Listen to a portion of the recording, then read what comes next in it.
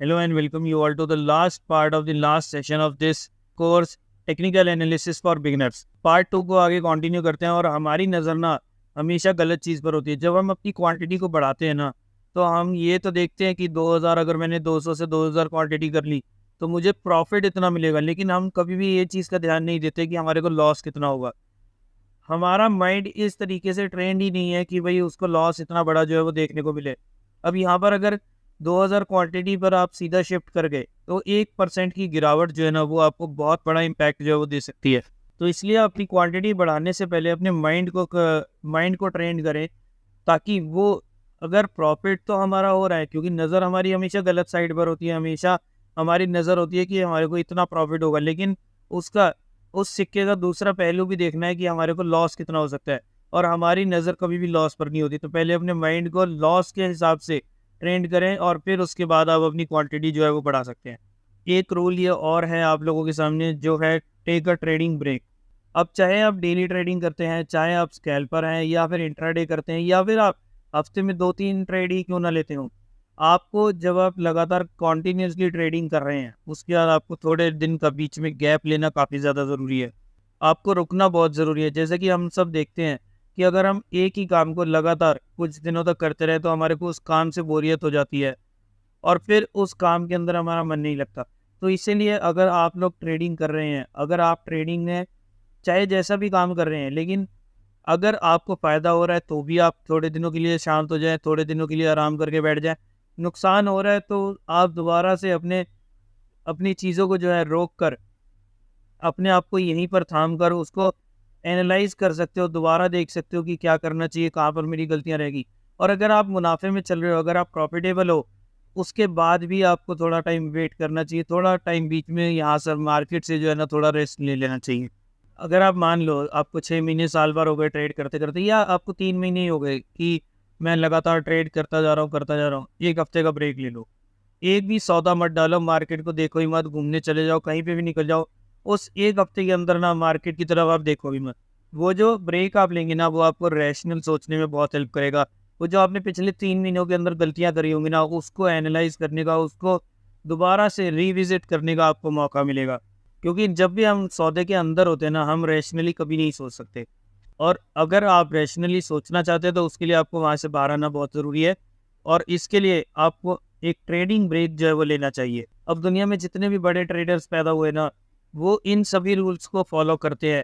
चाहे वो इसके बारे में लिखें, ना लिखें, किताब बनाएँ, एंट्री करें, ना करें, लेकिन वो अपने लिए इन सभी रूल्स को मानते हैं और वो ट्रेडिंग ब्रेक भी बीच-बीच में लेते हैं। एक और रूल है जिसे आपको ध्यान रखना है, समझना है, और वो ये है कि कभी भी भीड़ को फॉलो मत करें। स्टॉक मार्केट दोस्तों एक ऐसी इकलौती जगह है जहाँ पर भीड़ हमेशा गलत जगह पर होती है।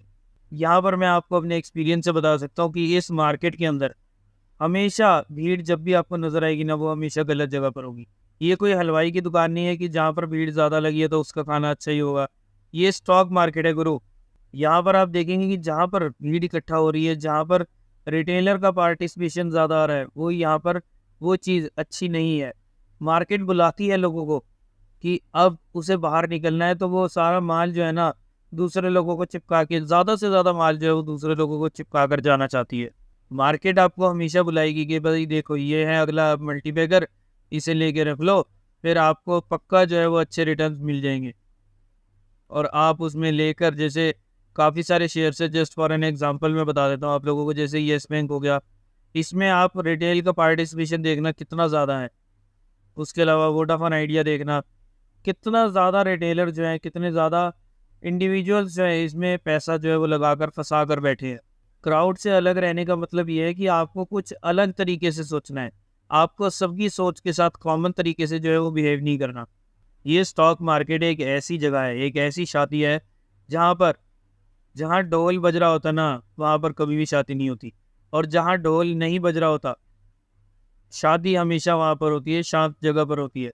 ये स्टॉक मार्केट भी कुछ इसी तरह से है, जहाँ पर ढोल बज रहा होगा, यानी कि जहाँ पर सबसे ज़्यादा वो होगा कि भाई ये मल्टीबैगर बनेगा, ये बनेगा, वो बनेगा, तो आपको उसमें उस स्टॉक के अंदर कभी भी रिटर्न नहीं मिलेंगे। और जिस स्टॉक के अंदर आपको रिटर्न मिलने होंगे ना, वहाँ पर कभी भी इस टाइप से हो हल्ला या फिर उल्टी सीधी अफवाहें जो है वो फैलाई नहीं जाएंगी। किसी टाइप का कोई ढोल नहीं बजेगा, कोई चीख चिहाड़ा नहीं होगा और बस धीरे धीरे करके वो स्टॉक जो है ऑटोमेटिकली अपने आप मल्टीबैगर बनता जाएगा। अब ये जो क्राउड वाला पॉइंट है ना, ये भी आपकी ट्रेडिंग साइकोलॉजी का बहुत इंपॉर्टेंट पार्ट है। नेक्स्ट पॉइंट की बात करें तो जब भी आप अपनी पोजीशन को लेकर कभी भी अनकंफर्टेबल फील करें ना कि भाई मैंने ज़्यादा पोजीशन बना ली या मुझे ज़्यादा प्रॉफिट हो गया, लॉस में तो चलो लोगों को होता ही है, लेकिन कई बार होता है कि यार मैंने सोचा 10% का प्रॉफिट था, यहाँ तो मुझे 50% मिल रहे हैं। तो उस टाइम पर आप अपनी पोजीशन से बिल्कुल इमीडिएटली बेसिस पर जो है वहाँ से एग्जिट कर जाए। जब भी आपको अंदर से आवाज़ आए ना कि भाई मैंने गलत सौदा ले लिया, मैं डाउटफुल हो रहा हूँ कि क्या पता इसके आगे रिजल्ट्स अच्छे आएंगे नहीं आएंगे, स्टॉक बढ़ेगा नहीं बढ़ेगा, तो इमीडिएटली आप अपनी पोजीशन से वहाँ पर एग्जिट कर जाए। चाहे अब आपने एक बार अपनी पोजीशन स्क्वायर ऑफ कर दी ना, चाहे आपको 2 घंटे बाद दोबारा लेना पड़े, दोबारा ट्रेड बनाना पड़े, 2 दिन बाद दोबारा ट्रेड बनाना पड़े उसी के अंदर, लेकिन एक बार जब आपका मन खट्टा हो रहा है, जब आपको ऐसा लग रहा है अपनी चीज़ पे डाउट हो रहा है, तो एक बार अपनी पोजीशन एग्जिट कर जाओ।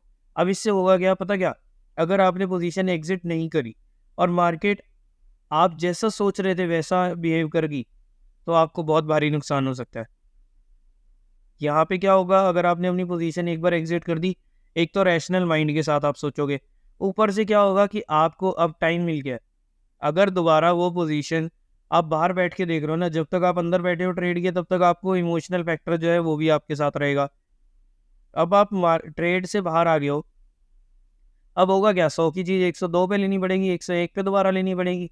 लेकिन एटलीस्ट अगर वो चीज़ 1 सेकंड के अंदर या 1 घंटे के अंदर वो 95 आ जाती, तो आपको भारी नुकसान हो जाता। अब क्या है, 1 रुपये 2 रुपये फालतू लेना पड़ेगा ना, उसके हिसाब से हमारा ट्रेड टारगेट और स्टॉप लॉस जो है वो हो जाएगा। लेकिन अब एटलीस्ट आपने एक रैशनल डिसीजन तो लिया। मेरा एक्सपीरियंस ये कहता है कि जब भी हमारे को अंदर से आवाज़ आती है और हम उसके ऊपर खड़े मतलब उस चीज़ को हम अपनी पोजीशन से एग्जिट नहीं करते हैं, और वो चीज़ हमारी हमेशा जो है वो सच हो जाती है और हमारे को फिर भारी नुकसान के साथ उसमें से एग्जिट करनी पड़ती है। उसके बाद नेक्स्ट पॉइंट जो है वो है कि never add to a losing position. इसका मतलब सिंपल सा है कि जहाँ आपको लॉस हो रहा है वहाँ पर आपको अपनी पोजीशन को ऐड नहीं करना है। अब इसके लिए ना मेरे पास आप लोगों के लिए कुछ एग्जांपल है जो मैं खुद ये चीज़ कर चुका हूँ। ये है टाटा मोटर्स का चार्ट। अब मैं वीकली चार्ट ही लगा के बैठा हूँ, तो इसमें ना क्या हुआ था, एक टाइम ऐसा था जब मैंने खुद इसमें फॉलिंग नाइफ पकड़ा था, और वो था ये टाइम। यहाँ पर मार्केट में ये स्टॉक जो था ऑलमोस्ट 600 रुपये के आसपास टच करके आया था। वहाँ से ये स्टॉक गिरना चालू हुआ। मैंने ना इसे ऑलमोस्ट 500 475 500 की रेंज में पहली बार लिया था। उसके बाद क्या हुआ, ये स्टॉक फिर नीचे गिरना चालू हुआ।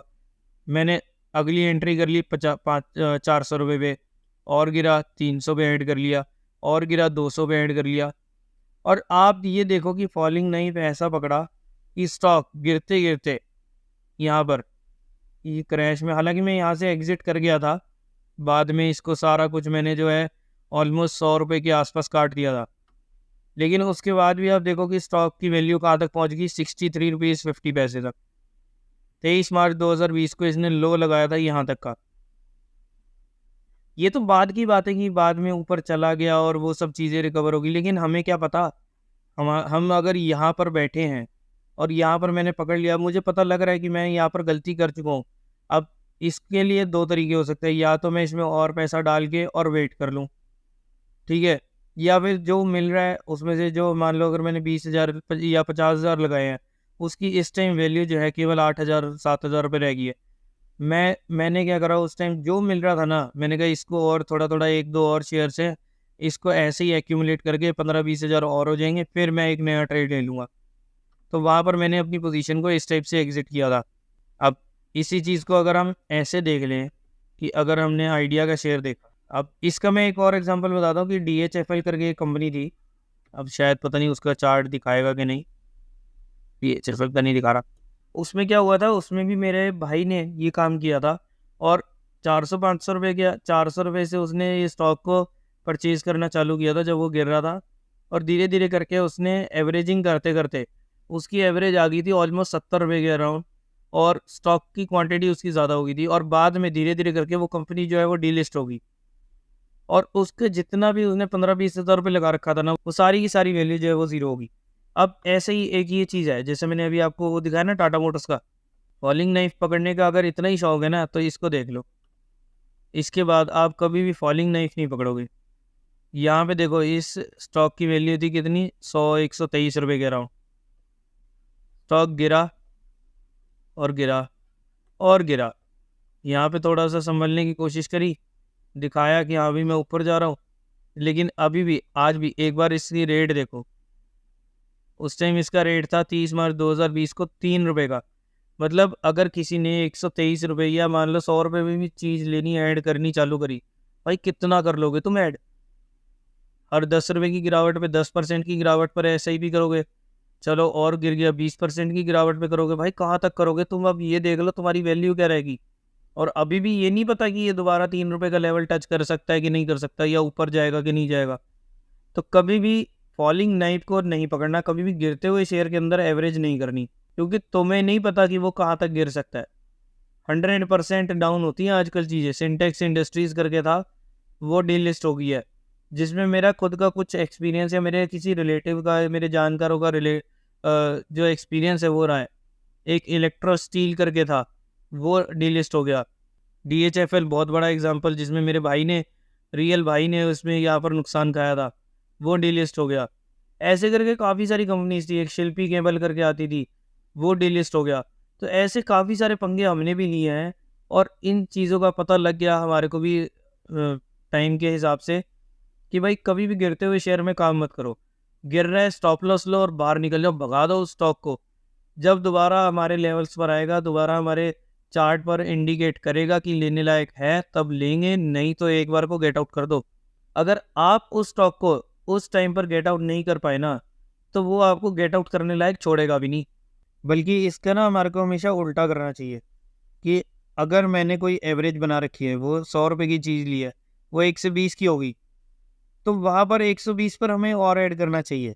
लेकिन ये चीज़ तो हमें कभी सिखाई नहीं गई है। हमें तो हमेशा ये सिखाया गया है, हमारी स्कूल लाइफ हो गई या पूरी ज़िंदगी में हो गई, घर वालों से जो सीख मिलती है उसमें भी यही चीज़ सिखाई गई है, कि 100 की चीज़ अगर मिली है, अगर अगली चीज़ 90-80 की में मिल रही है ना, तो उसमें तुम ज़्यादा क्वांटिटी ले सकते हो।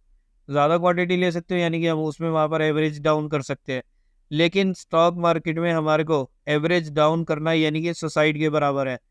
बल्कि उसकी जगह हम यहाँ पर क्या कर सकते हैं, कि बढ़ते हुए शेयर में एवरेज कर सकते हैं। अब इसे ना एवरेज नहीं कहा जाता, इसे स्केलिंग कहा जाता है, पिरामिडिक कहा जाता है। और इस टाइप से हमारे को एवरेज जो है हमने स्टॉक्स के अंदर करनी चाहिए, ना कि गिरते हुए शेयर को पकड़ने का। इस मार्केट में सस्ता और सस्ता होगा और महंगा और महंगा होगा।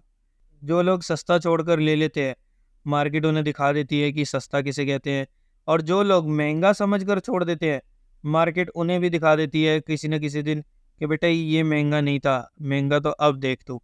ऐसे थोड़ी MRF का शेयर किसी ने 2000 रुपये देखा होगा तो उसको महंगा लग रहा होगा, फिर उसके बाद उसने 10,000 रुपये किसी ने देखा, तो 10,000 की चीज़ उसे महंगी लग रही थी, क्योंकि उसने 2000 रुपये देख लिए। आज की डेट में वो 1,37,000 से ऊपर का शेयर है। आज की डेट में वो 1,32,000 रुपये का शेयर है। क्या आप इसे यहाँ पर बैठकर, इसके मंथली चार्ट पर अगर देखें, यहाँ पे बैठ के आप बोल सकते हो कि ये चीज़ महंगी है?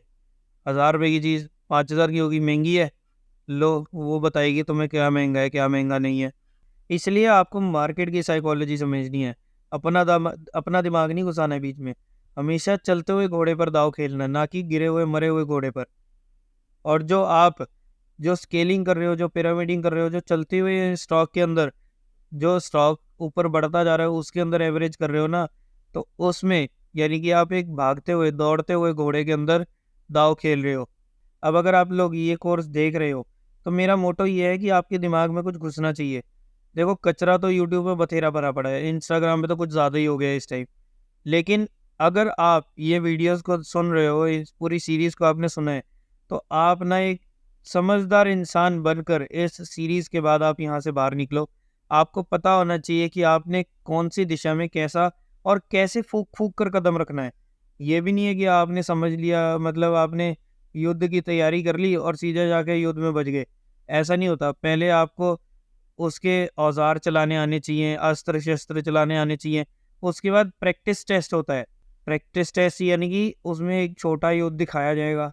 उसके बाद वहाँ पर आपको एक छोटे से युद्ध में पार्टिसिपेट करवा कर कि आपका माइंड किस टाइप से काम कर रहा है, ऐसे 2-4 युद्ध करवाए जाएंगे, एक प्रैक्टिस करवाई जाएगी, और उसके बाद जब आप उस पूरे प्रैक्टिस टेस्ट में पास हो जाएंगे फिर आपको एक प्रॉपर युद्ध के अंदर भेजा जाएगा।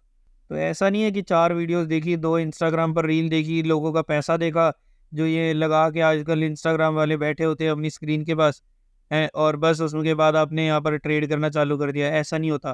पहले चीज़ों को, सिस्टम को समझना पड़ता है, उसके ऊपर अमल करना पड़ता है, तभी आप यहाँ पर इस मार्केट से पैसा जो है वो बनाकर जा सकते हो। नहीं तो आयाराम गयाराम बन के निकल जाओगे। नेक्स्ट पॉइंट है कि अपने लॉसेस को छोटे में काटने की कोशिश करें।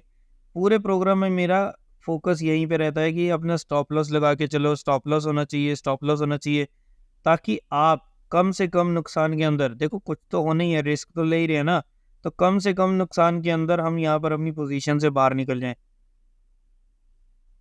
क्योंकि कैपिटल हमारे को प्रिजर्व करके रखनी है। अगर हमने लॉसेस को बढ़ा दिया और हमने अपने लॉसेस को बुक नहीं करा तो पूरी कैपिटल हमारी खत्म हो सकती है। नेक्स्ट पॉइंट, और इसी का कट योर लॉसेस शॉर्ट के नेक्स्ट बिल्कुल मिलता जुलता है, कि अपने प्रॉफिट को, लेट योर प्रॉफिट रन, अपने प्रॉफिट को जितना ज़्यादा हो सके ना उतना चलाने की कोशिश करें। जबकि लोग पता क्या करते हैं, अगर 100 रुपये की चीज़ ली है, उसको 10% का भी प्रॉफिट हो रहा होगा ना, उसकी हालत ख़राब हो रही होगी कि यार अब बुक कर देता हूँ, क्या पता ये ना निकल जाए। जबकि अगर उसके अंदर 20% का भी लॉस चल रहा होगा ना, फिर भी वो एक पॉजिटिव माइंड के साथ बैठा होगा कि हाँ भाई ये तो अभी ऊपर आएगा, अभी आएगा तब मैं इसमें से निकलूँगा। जबकि आपको क्या करना है, जो स्टॉक नीचे जा रहा है ना उसमें से आपको बाहर निकलना है, यानी कि रुकी हुई खड़ी हुई ट्रेन में से आपको बाहर निकलना है और चलती हुई ट्रेन के अंदर बैठ जाना है। चलती हुई ट्रेन कौन सी होगी, जैसे 100 की चीज़ 110 की होगी, 120 की होगी, चलता हुआ जो घोड़ा है ना उसके ऊपर बैठ के राइड करना है, और जो रुकी हुई ट्रेन है ना उसमें से आपको बाहर निकल जाना है। अच्छा, इसका ना मैं आपको एक सिंपल सा एग्जांपल देता हूँ, आपको अपने आप चीज़ पता लगेगी। आपके पास 2 दुकानें हैं, एक का नाम है ए और एक का नाम है बी। अब ए वाली दुकान जो है ना वो दोनों आपने अच्छी लोकेशन पर खोली है, पॉश जगह पर खोली है, लोकेशन के बारे में पूरी रिसर्च करी है और ऑलमोस्ट सिमिलर सी लोकेशन है, हम इस चीज़ में भी कोई गड़बड़ नहीं करते। लेकिन एक ए वाली जो दुकान है ना उसमें आपको सेल ठीक ठाक मिल रही है, मतलब इतना बढ़िया चल नहीं रहा काम, मज़ा नहीं आ रहा, इतना अर्निंग इतनी ज़्यादा नहीं हो रही है। और बी वाली दुकान जो है वो बहुत बढ़िया चल रही है, उसमें लगातार हमारे को मतलब एक महीने के अंदर 10% 20% का रेवेन्यू जो है, प्रॉफिट जो है वो हमारे को यहाँ पर मिल रहा है। जबकि जो ए वाली दुकान है वहाँ पर हमारे को प्रॉफिट पता कितना हो रहा है, कभी तो 0%, कभी माइनस में ही जा रहे हैं क्योंकि उधार में लोगों का पैसा फंस रहा है, कभी अगर प्रॉफिट हो भी जाए तो 1-2% का। अब अगर आपको केवल एक ही शॉप रखनी है तो आप कौन सी शॉप रखोगे और कौन सी को बेचोगे, ए वाली रखोगे या बी वाली रखोगे?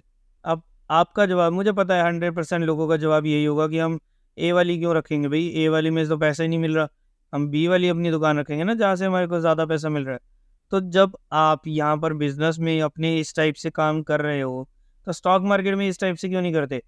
क्यों ऐसे वो बेकार दुकान जहाँ से कुछ नहीं मिल रहा, जो शेयर हमारे को कुछ नहीं दे के जा रहा, उसमें से तो हम फटाफट एग्जिट कर जाते हैं। और जो हमारे को पैसा दे रहा होता है, हमारे को ये लालच होता है कि यार ये बी वाली दुकान बड़ी अच्छी चल रही है, मैंने 10 लाख रुपए लगाए थे, इसने मेरे को 3 महीने के अंदर 1 लाख रुपए 1.5 लाख रुपए दे दिए, अब यार निकल ना जाए ये मेरे हाथ से, तो इसलिए मैं फटाफट ना इस दुकान को बेच के ख़त्म करता हूँ। ऐसा तो नहीं करोगे ना आप? तो यहाँ स्टॉक मार्केट में हम ऐसा क्यों करते हैं? जब स्टॉक हमने ले लिया और सही लेवल्स पर हमने एंट्री कर ली, फिर वेट करना है ना, जब तक वो चलता रहेगा, जब तक वो गाड़ी चल रही है तब तक मैं उसमें बैठूंगा, और जब वो गाड़ी रुक जाएगी या रिवर्स होने लगेगी मैं वहाँ से कूद मार के निकल जाऊँगा। और यही चीज़ आपको यहाँ पर करनी है कि जो चल रहा है शेयर उसके अंदर आपको बैठे रहना है, और जो नहीं चल रहा, जो बेकार बैठा है, जो नीचे गिर रहा है, उसमें से आपको अपनी पोजीशन में से एग्जिट करना है और वापस जो ये चलता हुआ घोड़ा है ना इसके ऊपर दाव खेल देना है। नेक्स्ट पॉइंट बहुत ही इंपॉर्टेंट है कि being impatient with losing position. जब आपकी पोजीशन लॉस में चल रही हो ना तो उसके साथ कभी पेशेंस रखने की गलती मत करें। क्या होगा, क्योंकि आप पेशेंस रखेंगे वो पैसा और ले जाएगा, और उसके बाद आपका धीरे धीरे जो आपके 1-2 ट्रेड में प्रॉफिट आ रहा होगा ना वो एक ही ट्रेड आपका सारा कुछ ले जाएगा। तो अपने लॉस वाली पोजीशंस के साथ इम्पेशेंट होकर रहें, वहाँ पर कोशिश करें अपनी पोजीशन को जल्दी स्क्वायर ऑफ करने की, जल्दी एग्जिट करने की, और जो हमारी विनिंग पोजीशंस है ना उसके अंदर हम उसके अंदर हम पेशेंस के साथ बैठे रहें। नेक्स्ट पॉइंट है कि लर्न फ्रॉम योर लॉसेस, यानी कि जो आपने ट्रेड लिए, कभी ना कभी तो देखो हर एक का लॉस होता है, ऐसा कोई भी नहीं है पैदा हुआ जो हर स्टॉक को सही खेलेगा, सही दाव लगाएगा और सारे स्टॉक उसके बढ़ जाएंगे। तो जब भी लॉस होता है ना, उसको बैक टेस्ट करो, उसको एनालाइज करो कि भाई मुझे इस ट्रेड के अंदर या इस पोजीशन के अंदर लॉस क्यों हुआ, और हुआ तो अब मैं इसको आगे और किस टाइप से अपना इम्प्रूव जो है वो कर सकता हूँ। नेक्स्ट पॉइंट है कि don't think about money, when your trade is technically correct money will flow. ये तो वही बात होगी, सक्सेस के पीछे मत भागो, काबिल बनो काबिल, सक्सेस साली झक मार के पीछे आएगी। इसी तरह से यहाँ पर भी है कि पैसे के पीछे मत भागो, अगर तुम्हारा सेटअप ठीक है, तुम्हारे ट्रेड्स ठीक है, तो पैसा तो साला झक मार के पीछे आएगा। बस इन सभी पॉइंट्स को आपको ध्यान रखना है, इन सभी पॉइंट्स पर आपको फोकस करना है, और उसके बाद पैसा तो इसका बाय प्रोडक्ट है। जब आप इन सारी चीज़ों पर खरा उतर गए ना, तो पैसा तो ऑटोमेटिकली आपके पास आने से कोई रोक नहीं सकता, कोई माइकल लाल नहीं रोक सकता। अब last but not the least एक पॉइंट और है, जो है कि when in doubt stay out. यानी कि कभी भी आपको किसी सौदे को लेने से पहले लगे ना कि यार ये पता नहीं ऊपर जाएगा कि नहीं जाएगा, क्या मैं सही सौदा ले रहा हूँ या नहीं ले रहा, अगर मैंने यहाँ पर ले लिया तो मुझे इतना प्रॉफिट होगा, लेकिन अगर मुझे नुकसान हो गया तो इतना जाएगा, लेकिन मुझे पता ही नहीं चल रहा कि अभी मेरी यहाँ पर इस पोजीशन के अंदर जीतने की प्रोबेबिलिटी है तो है कितनी, वो स्टॉक मेरे फेवर में जाएगा भी या नहीं जाएगा। और अगर आपको कभी भी ऐसी फीलिंग आए ना, तो अपनी पोजीशन से, मतलब अपनी पोजीशन क्या, उस पोजीशन में बच जाओ ही मत, क्योंकि जब भी आप ऐसे डाउटफुल माइंड के साथ पोजीशन बनाएंगे ना, 120% श्योर कि आपको नुकसान ही होने वाला है। तो अब हम आगे बढ़ते हैं। अब आप लोग ये समझ लीजिए कि आपने जो ये कोर्स करा है, ये जो पढ़ाई करी है इस पूरी सीरीज़ के अंदर, तो इसका मतलब ये नहीं है कि आप 1-2 दिन में जाके अपना बस तूफान मचा दोगे, गदर ढा दोगे, ऐसा कुछ नहीं है। एक अच्छा ट्रेडर बनने के लिए ना 1 से 2 साल का टाइम जो है आपको लगता है, और एक्सपर्ट बनने के लिए तो आपको और भी ज़्यादा टाइम लग जाता है, क्योंकि अभी तक जो हमने सीखा ना वो सारी थ्योरी थी या प्रैक्टिकल तरीके थे। लेकिन ये तो होगी फिर भी पढ़ाई, जब तक आप एक्चुअली प्रैक्टिकल नहीं करोगे तब तक आपको इस चीज़ का जो प्रोफेशनल एक एक्सपीरियंस है ना वो आपको नहीं मिलेगा। क्या आप किताबें पढ़ के स्विमिंग सीख सकते हो? नहीं सीख सकते ना, जब तक आप पानी के अंदर कूदोगे नहीं, आप एक आध बार डूबोगे नहीं, तब तक आपको पता भी नहीं चलेगा कि आपको स्विमिंग करनी कैसी है। बस यही चीज़ है। अभी आपने किताब तो पढ़ ली है, अब स्विमिंग करने के लिए, गुड ट्रेडर बनने के लिए मार्केट में कूदना तो पड़ेगा, पानी में जाना तो पड़ेगा। तो बस आपको जब आप पानी में जाओगे, धीरे धीरे करके आप स्टेप बाय स्टेप जो है यहाँ पर पढ़ते जाओगे, और उसके बाद आप आराम से तैरना जो है वो सीख जाओगे। एक सच्चाई, आपको कड़वी सच्चाई बताऊं, कि कोई भी ना इस मार्केट में आपको ये नहीं बता सकता कि 4 बटन दबा के पैसे कैसे कमा सकते हैं। कोई यहाँ पर इस मार्केट के लिए ना कोई मैजिक फार्मूला नहीं बना है। आपको खुद प्रैक्टिस करनी पड़ेगी, 2-4 दाव इधर उधर मारने पड़ेंगे। उसके बाद आपको धीरे धीरे करके एक माइंड सेट बनेगा आपका कि भाई यहाँ पर ये दाव मैं खेलता हूँ तो मेरे को हमेशा जीत जाता हूँ, या ये दाव मैं नहीं खेलता तो मैं यहाँ पर बच जाता हूँ। तो इस टाइप से आपको, जब आप प्रैक्टिकली मार्केट में जाओगे, 2-4 ट्रेड्स लोगे ना, आपको तब पता चलेगा कि मार्केट एक्चुअल में काम कैसे करती है, और मुझे मेरा माइंडसेट जो है वो मार्केट के हिसाब से कैसे चल सकता है। एक्सपीरियंस का कोई भी सब्स्टिट्यूट नहीं है। एक्सपीरियंस क्या है यहाँ पर? ट्रेडिंग खुद करना। कुछ जब आप ट्रेड करोगे तो कुछ गलतियाँ भी करोगे, लेकिन उन गलतियों से सीखना बहुत ज़्यादा ज़रूरी है। वो गाना तो आपने शायद सुना ही होगा कि आपे बंदा सीख जाता खा खा के ठोकरा, क्योंकि ठोकरा बादामा नालों तेज होंगी आ। तो इतनी अक्ल बादाम खाने से नहीं आती जितनी अक्ल जो है वो ठोकरे खाने से आती है। और जब तक आप ठोकरे नहीं खाएंगे ना, तो आपको बादाम चाहे जितने मर्जी खा लो, अक्ल फिर भी नहीं आएगी। तो एक्सपीरियंस जो है वो ज़्यादा ज़रूरी है। और वैसे भी फेलियर है क्या चीज़? क्या होगा? फेल हो जाओगे ना। फेलियर है क्या? सक्सेस के नीचे की एक स्टेप। एक बार फेल हो गए, 2 बार फेल हो गए, 3 बार फेल हो गए। आप सक्सेसफुल बनना चाहते हैं तो उसके लिए क्या है? Failure failure failure failure failure, और उसके बाद आप एकदम से सक्सेसफुल हो जाएंगे। अब आपको जाने से पहले, बहुत बड़ी वीडियो हो गई है, तो जाने से पहले मैं एक चीज़ बता देता हूँ कि आपको बेसिक्स के लिए काम कैसे करना है।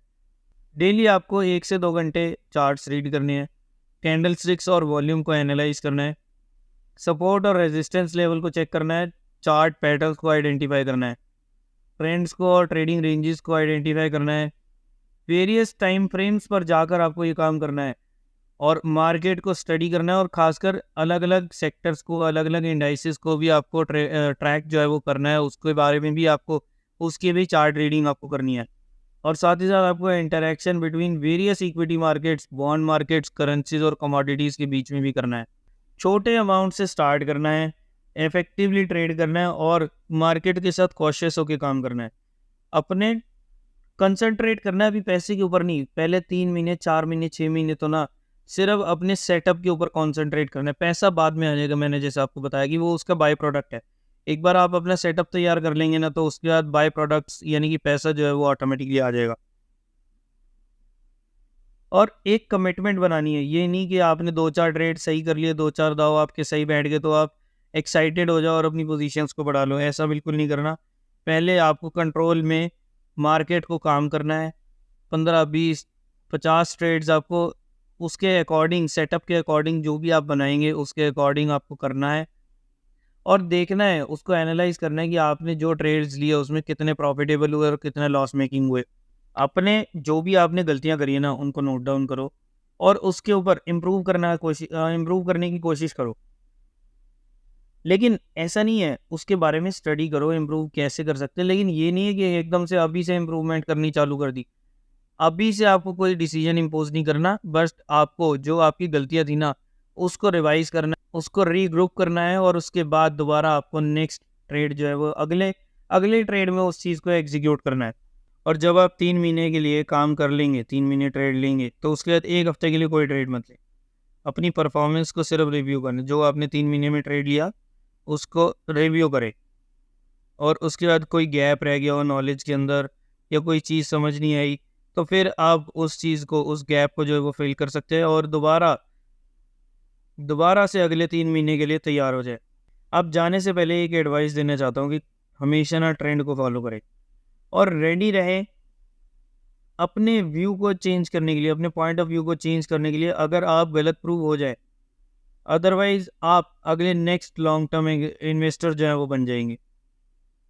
अब जो लोग समझदार हैं वो इस मेरी एडवाइस को समझ गए होंगे, और जो लोग नहीं समझदार उनके लिए कोई फ़र्क भी नहीं पड़ता, क्योंकि वो यहाँ तक पहले बेसिक चीज़ों को समझ लें, मार्केट में थोड़ा एक्सपीरियंस ले लो, फिर उसके बाद इस एडवाइस पर आ जाना, और ऑटोमेटिकली आपको ये जो एडवाइस है वो वैल्यूएबल लगेगी।